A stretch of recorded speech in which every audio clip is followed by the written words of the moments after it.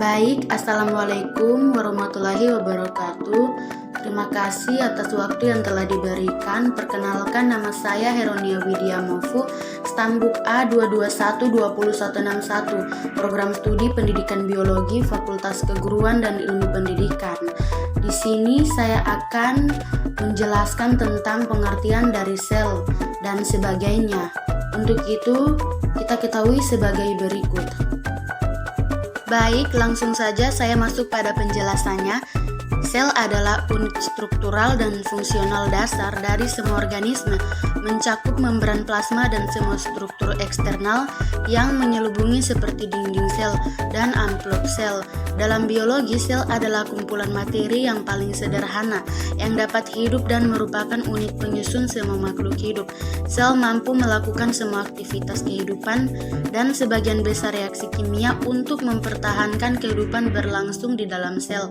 Kebanyakan makhluk hidup tersusun atas sel tunggal atau disebut organisme uniseluler, misalnya bakteri dan amoeba. Makhluk hidup lainnya termasuk tumbuhan. Sel-sel pada organisme multiseluler tidak akan bertahan lama jika masing-masing berdiri sendiri. Sel yang sama dikelompokkan menjadi jaringan yang membangun organ dan kemudian sistem organ yang membentuk tubuh organisme tersebut.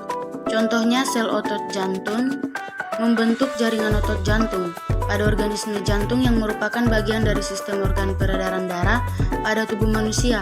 Sementara itu, sel sendiri tersusun atas komponen-komponen yang disebut organel. Kemudian kita masuk pada penjelasan sel prokariotik dan sel eukariotik. Pada sel prokariotik tidak ada membran yang memisahkan DNA dari bagian sel lainnya, dan daerah tempat DNA terkonsentrasi di sitoplasma disebut nukleoid. Kebanyakan prokariotik merupakan organisme uniseluler dengan sel berukuran kecil, serta umumnya terdiri dari selubung sel, membran sel, sitoplasma, nukleoid, dan beberapa struktur lain. Hampir semua sel prokariotik memiliki selubung sel di luar membran selnya. Prokariotik umumnya memiliki satu molekul DNA dengan struktur lingkar yang terkonsentrasi pada nukleoid. Selain itu, prokariotik seringkali juga memiliki bahan genetik tambahan yang disebut plasmid, yang juga berstruktur DNA lingkar. Pada umumnya, plasmid tidak dibutuhkan oleh sel untuk pertumbuhan meskipun seringkali plasmid membawa gen tertentu yang memberikan keuntungan tambahan pada keadaan tertentu, misalnya resistansi terhadap antibiotik. Kemudian sel eukariotik. Sitoplasma eukariotik adalah daerah di antara nukleus dan membran sel. Sitoplasma ini terdiri dari medium semi cair yang disebut sitosol, yang di dalamnya terdapat organel-organel dengan bentuk dan fungsi terspesialisasi, serta sebagian besar tidak dimiliki prokariotik.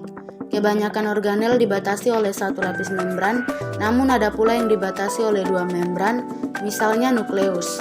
Selain nukleus, sejumlah organel lain dimiliki hampir semua sel eukariotik, yaitu 1. Mitokondria, tempat sebagian besar metabolisme energi sel terjadi. 2. Retikulum endoplasma, suatu jaringan membran tempat sintesis glikoprotein dan lipid. 3. Badan Golgi, yang mengarahkan hasil sintesis sel ke tempat tujuannya. Serta 4. Peroksisom, tempat perombakan asam lemak dan asam amino. Lisosom yang menguraikan komponen sel yang rusak dan benda asing yang dimasukkan oleh sel, ditemukan pada sel hewan, tetapi tidak pada sel tumbuhan.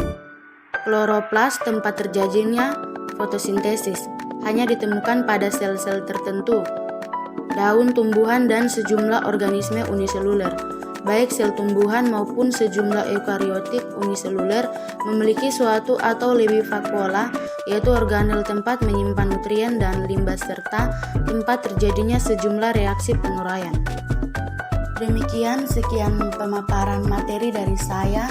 Saya ucapkan terima kasih. Assalamualaikum warahmatullahi wabarakatuh.